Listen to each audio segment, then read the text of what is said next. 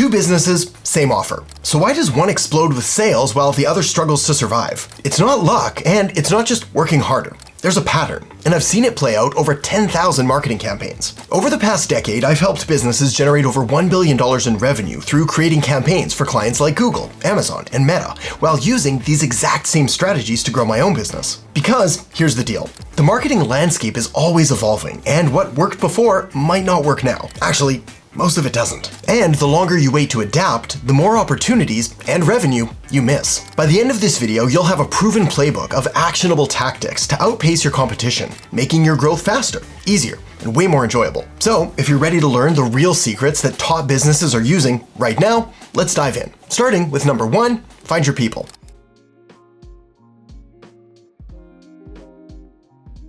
Running a business can feel isolating, especially if the people around you aren't entrepreneurs. Sure, your friends and family mean well, but if you've ever tried explaining funnels and ad metrics, or why you're obsessed with conversion rates over dinner, you've probably been met with blank stares. That's why you need to find your people, the ones who actually get it. People who won't just nod politely, but will dive into deep discussions about whether TikTok ads are worth it over Snapchat ads, or how to fix that email open rate that just keeps sinking. Here's the move.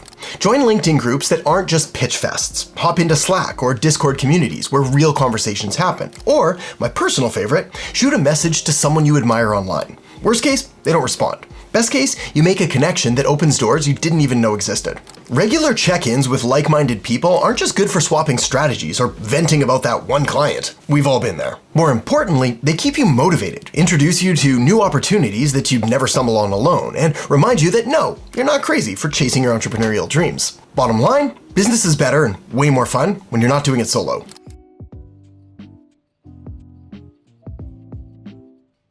We all love the idea of big goals, doubling your revenue, becoming the go-to business in your niche, or finally figuring out how to get your dog to stop barking during Zoom calls. The trick here is to blame your neighbors. Hey, quiet down that dog, you inconsiderate neighbors. But here's the thing, massive goals can be paralyzing. Ever stared at a goal so big it felt like it would be pointless to even try? Me too. Yay, goals. The secret is to break down those monster-sized goals into bite-sized wins. Want to hit 6 figures this year? Then focus on landing your next client. Planning to launch a new product? Well, then celebrate finishing the outline before you stress about the actual launch funnel. Did you hit send on that email campaign that you've been overthinking? That's a win. Treat yourself. Coffee, Netflix episode, interpretive dance break, whatever works. Here's why this matters. Small wins build momentum. It's like a snowball rolling downhill, except instead of snow, it's your motivation piling up. Each little victory gives you that, oh yeah, I can do this kind of energy that keeps you moving forward, even on the days when your to-do list looks more like a CVS receipt. So, dream big. Absolutely. But don't wait until you hit those huge milestones to celebrate. High-fiving yourself along the way, that's how you stay in the game. Yay, me!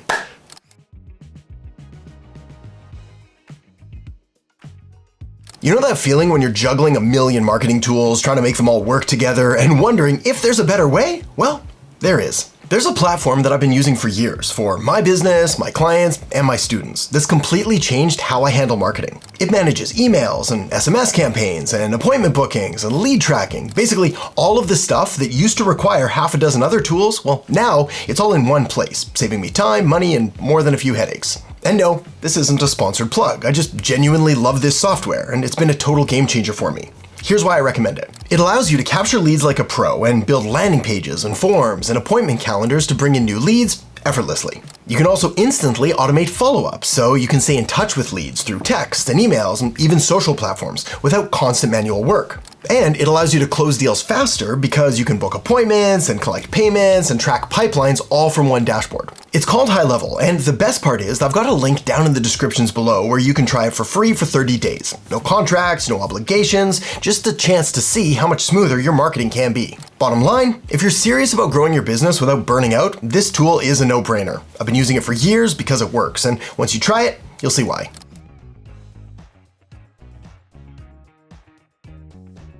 You know that feeling when you go to your favorite coffee shop and the barista remembers your order and asks how your weekend was? Feels pretty good, right? That's exactly how you want your clients to feel every time they interact with you. Like they're your top priority. Even if you're currently balancing 5 projects and 3 emails and a lukewarm coffee. So here's how to make it happen without breaking a sweat. First, listen for the little things. If a client casually mentions they're launching in a new market, well, follow up with an article or a quick tip a week later. It's like sprinkling thoughtful confetti on your client relationship. Thoughtful confetti. Next, personalize your communication. Start your emails with, "Hey, client's name. How did that webinar go?" instead of just diving into business. It takes 2 seconds, and psychologically, it actually makes a huge difference. Then follow up when you say you will. Seems obvious, but you'd be amazed how many people drop the ball here. So be the person who doesn't drop the ball. Make sure to follow up. Why go the extra mile? Because those small gestures build massive trust. Clients think if they care this much about the details, they must really care about my business, and they'd be right. Bottom line, treat every touch point like it matters, because it does. Over time, these thoughtful interactions stack up, turning happy clients into long-term partnerships, and let's be honest, raving fans who send referrals your way. And that's a good thing. That's a Martha Stewart tagline, isn't it?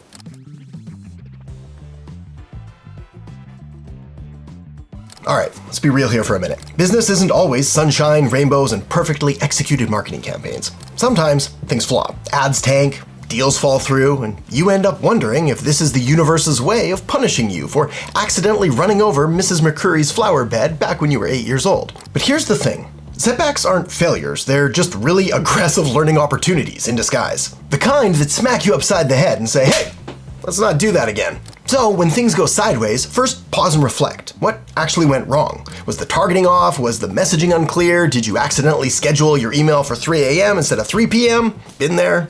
Then get your team involved. 2 heads are always better than 1, especially when you're trying to figure out why that Facebook ad got less engagement than a microwave instruction manual. Also, always write it down. Seriously, create a lessons learned document. Future you will thank you. Look, nobody likes setbacks, but the people who win in business aren't the ones who never mess up. They're the ones who mess up, learn fast, and come back swinging. Bottom line, failures aren't roadblocks, they're detours, leading you to something better. So take the lesson, adjust, and keep moving forward. You got this.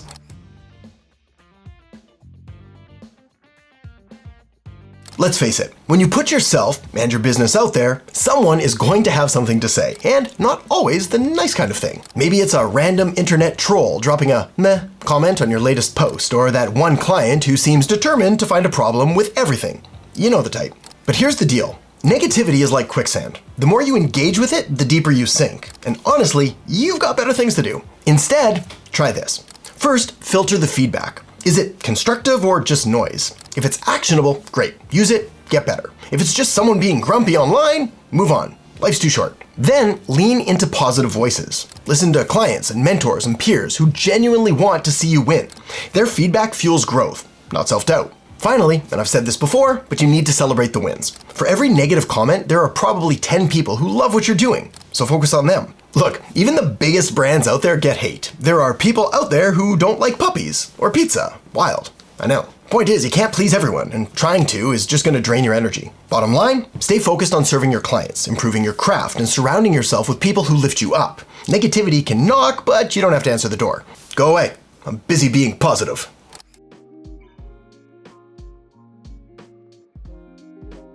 Ever find yourself scrolling through a competitor's website thinking, ugh, how are they everywhere? Do they ever sleep?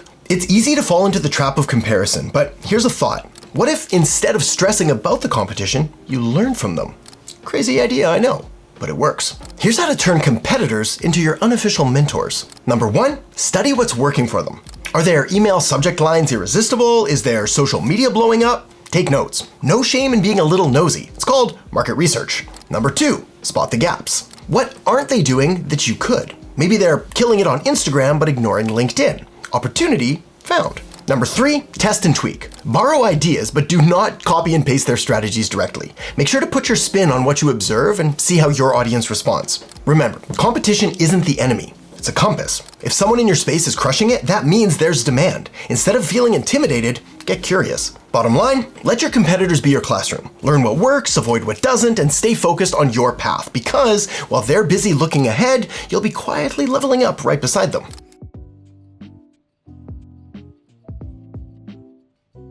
On the topic of competitors, have you ever caught yourself scrolling through your competitors' stuff thinking, should I be doing that too? Spoiler alert, probably not. Look, in business, it's tempting to blend in, to play it safe, to follow trends, and hope that you'll stand out. But let me tell you a little secret. Sameness doesn't sell. Your clients aren't looking for a carbon copy of someone else. They're looking for you. So, what makes you, you? Maybe it's your quirky sense of humor that turns boring presentations into actually fun conversations. Maybe it's your deep expertise in a niche that most people wouldn't touch with a 10-foot pole. And that's your superpower. Or maybe it's that extra level of personal service where clients feel like you're their business bestie. Whatever it is, you want to own it, because trying to be everything to everyone, that's exhausting. But being yourself, way easier, a lot more fun. And here's the best part. Authenticity attracts the right clients, the one who appreciate you for exactly what you bring to the table. Plus, standing out makes you way more memorable, which makes closing deals a whole lot smoother. Bottom line, stop comparing, start embracing. Your uniqueness isn't just a nice to have, it's your competitive edge. So lean in, be bold, be you. Sounds like a tagline.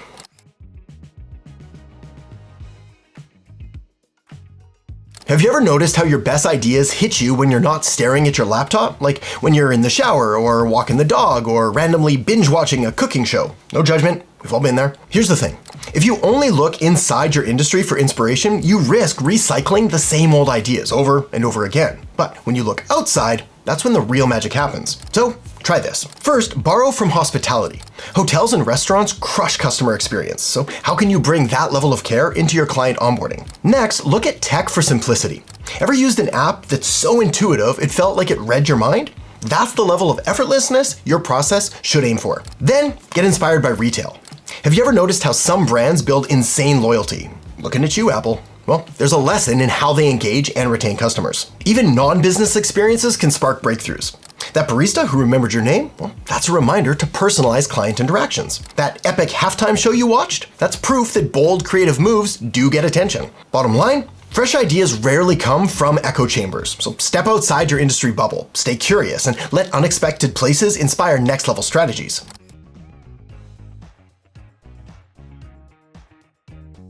If you've ever tossed and turned at 2 o'clock in the morning, stressing about a deadline or wondering why that email didn't convert, you get it. Your clients, they're having those same sleepless nights too, just with their own worries. If you want to stand out, you need to solve the problems that actually keep them up. Not just the surface level stuff, but the real, how am I gonna fix this kind of issues. So here's how to tap into those late night worries. Number 1, ask better questions. Instead of, how's business? Try, what's one challenge you wish you could solve yesterday? Then, watch how the floodgates open. Number 2, really listen. Again, sounds obvious, but you'd be surprised how many people don't. Sometimes clients drop gold nuggets in casual conversations. You want to pick up on them. Number 3, offer solutions before they ask. If you know they're struggling with lead quality, don't wait for them to bring it up. Come prepared with a game plan. When clients feel like you get them, like you truly get them, that's when the magic happens. You stop being just another service provider and become a trusted partner, the person they call first when things go sideways. Bottom line, understand their pain points better than they do. Solve those and you won't just have clients, you'll have raving fans.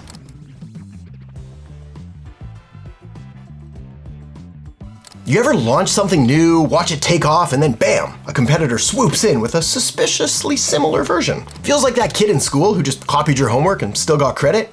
Rude. But here's the thing, getting copied? It's actually a good sign. It means you're onto something worth noticing. People don't copy bad ideas, they copy winners. So, what do you do when competitors start playing copycat? First, stay 2 steps ahead.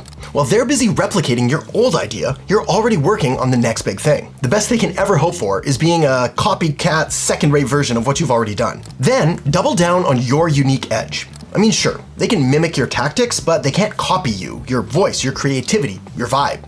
And of course, use it as motivation. Let's be honest, being the leader in your space feels good, so keep innovating, and you'll stay there. Imitation is inevitable, but innovation? That's yours to own. Don't waste energy on what others are doing, focus instead on staying creative and agile, and 1 step ahead, or 2 steps ahead, or 3 steps ahead. Bottom line, being copied means that you're setting the pace. Keep running your race, keep raising the bar, and let the copycats play catch up.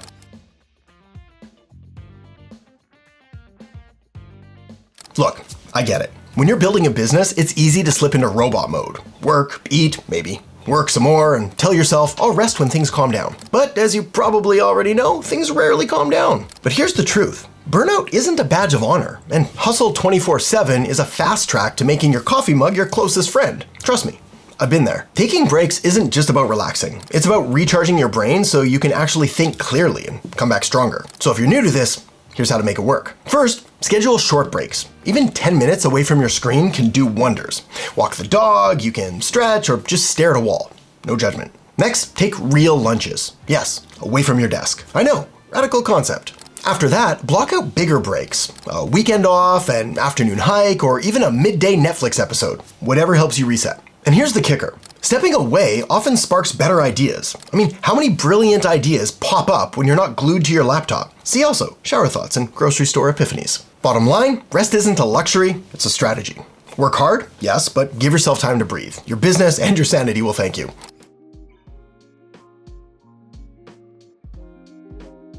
Ever felt like you needed to be everywhere at once? Talking Instagram, LinkedIn, TikTok, YouTube. Next thing you know, you're posting on 7 platforms and wondering why you haven't eaten lunch, or can't even remember what day it is. The truth is, trying to be everywhere usually means you end up nowhere. Spreading yourself way too thin is the fastest track to burnout and mediocre results. The solution? Focus on one platform first.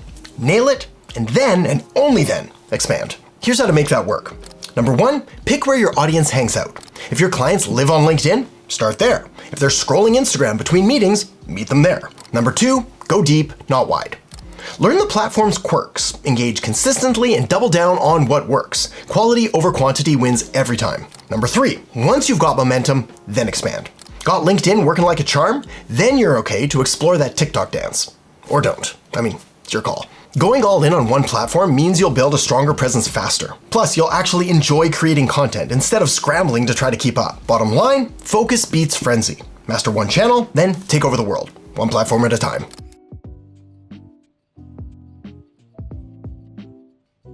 Ever had one of those days where you jump from answering emails to client calls, then back to a proposal, only to realize you've accomplished basically nothing by 5 p.m.? Oh, just me? Ha, didn't think so. Constantly switching tasks is like trying to watch 3 Netflix shows at once. It's confusing, it's overwhelming, and you have no idea what's going on. The fix is to batch your tasks. It's like meal prepping, but for your work week. Here's how to do it. Number 1, block time for similar tasks. Need to write content? Set aside a couple of hours and crank it out. Client calls? Schedule them back to back instead of scattering them throughout the day or throughout the week. Number 2, create theme days. Mondays for meetings, Tuesdays for content, Fridays for business development, and maybe a celebratory taco. Highly recommended. Number 3, limit context switching. This one might be the most important of all. Every time you bounce between tasks, you lose time and brain power. Batching keeps you in the zone. The result is that you'll get more done in less time, with less stress. Plus, you'll end your days feeling productive instead of wondering where the time went. Bottom line, stop multitasking like a headless chicken. Batch your work, stay focused, and reclaim your time and your sanity.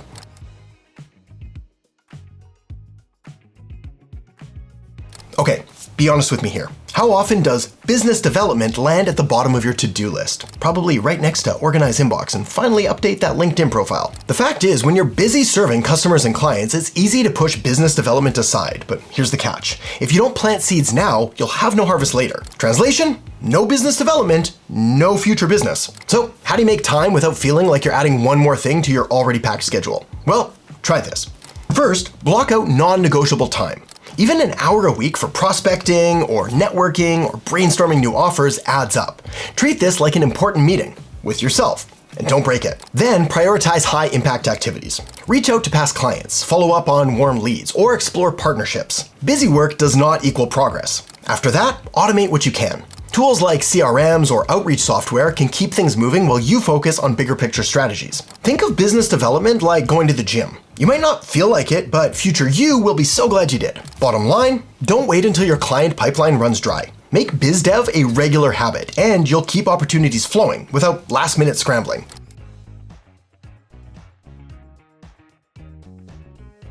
Ever walked into a meeting thinking, I hope they don't ask me that one question, and then, of course, they do. Been there. Not fun. Here's the thing. Confidence isn't just a mindset, it's preparation in disguise. The more you prepare, the more you show up like, yep, I've got this. And trust me, clients feel that energy. So here's how to bring your A game every time. For starters, you need to know your numbers. I'm talking about revenue, conversion rates, campaign results. If a client asks, you should have the answers without digging through spreadsheets. After that, do your best to anticipate questions in advance. Think through potential objections or concerns and come prepared with solutions. Proactive over reactive. Finally, practice, even when you think you don't need to. That pitch you know like the back of your hand, run through it once more. Confidence loves rehearsal. Confidence doesn't mean having all the answers. It means being calm enough to say, great question, I'll get back to you with the details. Clients and customers appreciate honesty over fluff. Bottom line, preparation turns nerves into confidence. Show up ready and you won't just impress your clients, you'll reassure them that they picked the right person for the job.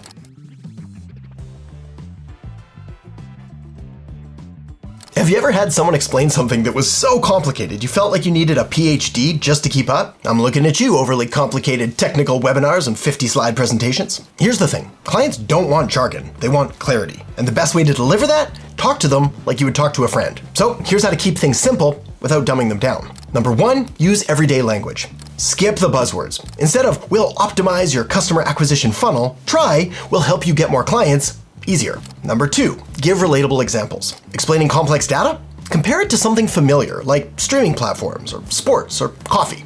Everyone gets coffee. Number 3, check in often. Say things like, does that make sense? Or want me to break that down further? People appreciate that extra level of effort. And here's a pro tip. Simplicity doesn't make you less of an expert. It makes you more approachable. Clients feel comfortable asking questions, which builds trust and strengthens the relationship. Bottom line, clear beats clever. If your grandma wouldn't understand your explanation, simplify it. Unless your grandma's a marketing genius, in which case, carry on.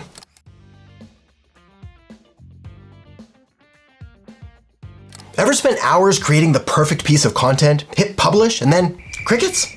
Ouch. Then another time, you casually answer a client's simple question in an email that takes you all of 30 seconds, and they're like, wow, that was amazing. Here's the secret. The best content answers the questions your clients are already asking. No guesswork, no overthinking, just straight up value. So here's how to tap into what they actually want to know. First, pay attention to common questions. If clients keep asking about ROI or targeting or campaign timelines, that's your content roadmap. Next, check your inbox and DMs. Hidden gold lives in these back and forth conversations. If one person asked, others are probably wondering the same thing. And always use simple, practical answers. Skip the fluff. Clients don't want a marketing thesis. They want clear, actionable advice that they can use now. And don't be afraid to repeat yourself. What feels obvious to you might be mind-blowing for them. Plus, helpful content positions you as a trusted resource. And when people trust you, they're way more likely to hire you. Bottom line, create content that solves real problems, answers real questions, and actually helps people. That's how you build authority and keep your audience coming back for more.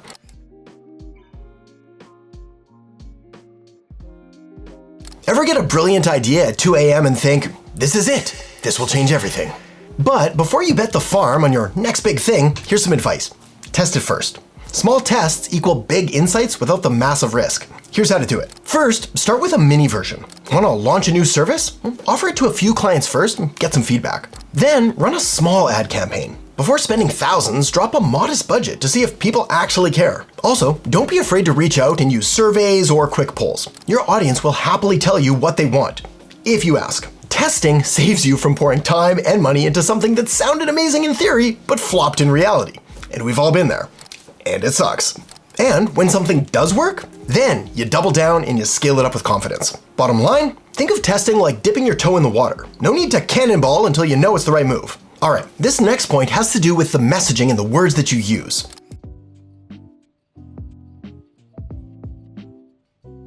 Have you ever had a conversation with someone that was so confusing you left wondering, what were we even talking about? Unsurprisingly, that's not a good thing. Here's the deal. Clients don't want complex, they want clear, like we've already talked about. They don't care about your technical wizardry behind your strategy, they just want to know, how does this help me? So when offering solutions, first focus on outcomes, not jargon. Instead of, again, we'll optimize your CRM workflows, try we'll help you close more deals with less effort. Also, this is a super important point here, so make a note here. Whenever possible, you want to speak their language.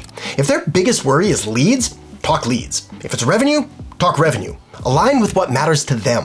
Finally, cut the fluff. The more straightforward you are, the faster clients trust and buy in. Simple solutions feel doable. Bottom line, complexity confuses, clarity converts. So keep it simple, focus on client needs, and you'll be the go-to solution they didn't know that they were missing.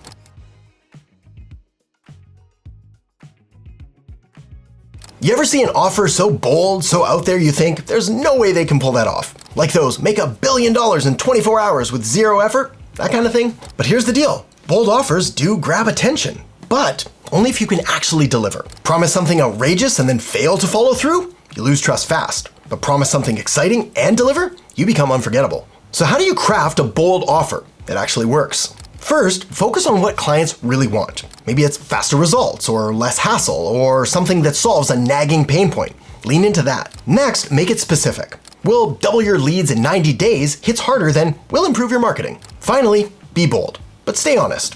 Underpromise and overdeliver beats overpromise and underdeliver every time. That's why my personal favorite saying is overpromise, then overdeliver. Not sure it makes sense, but it works. And remember, a bold offer doesn't have to be crazy. It just needs to stand out and solve a real problem better or faster than anyone else. Bottom line, be brave with your promises, but only promise what you know you can back up. Bold plus believable equals winning combination.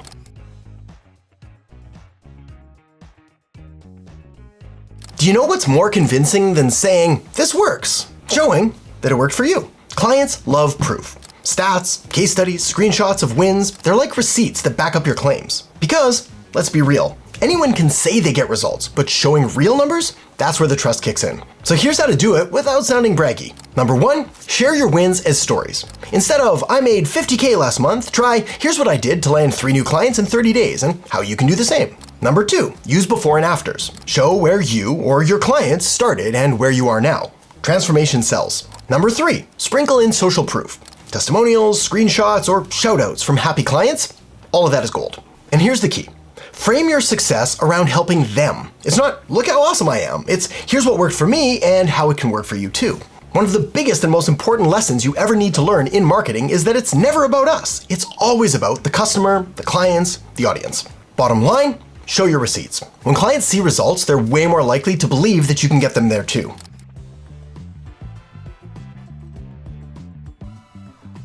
You know that feeling when someone only calls you when they need something? Yeah, not a great vibe. Your clients feel the same way. If you vanish after a project wraps up, you're missing out on easy wins like repeat business and referrals and staying top of mind. In marketing, out of sight equals out of mind. The solution? Stay in touch. Not in a spammy way, just genuine. "Hey, I was thinking of you." Check-ins kind of thing. So here's how to do it without being awkward. First, try to send quick, just checking in emails. A simple, "How's everything going since we wrapped up?" goes a really, really long way. You can also randomly share valuable resources. Have you ever spotted an article or maybe you come across a tool that could help them? Well, pass it along. Clients appreciate thoughtfulness. And here's a really easy one. Celebrate their wins. See them post a big milestone on LinkedIn? Well, shoot them a congratulations message. It shows that you care beyond the paycheck. These little touches keep you in their orbit, and guess who they're going to be thinking of first when they need help again? Yeah, you. Bottom line, relationships don't end when the project does. Stay connected, be helpful, and you'll turn one-time clients into lifelong partnerships.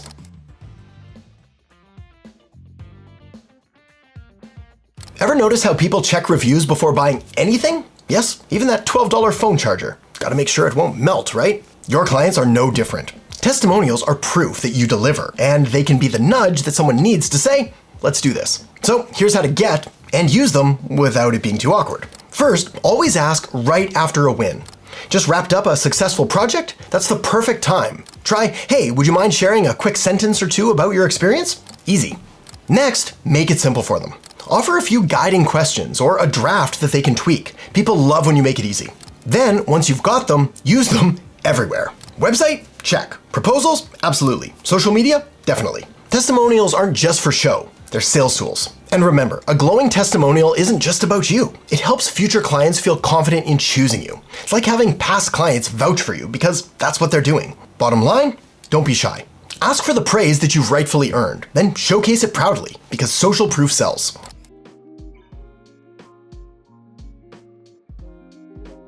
Look, we're living in the future.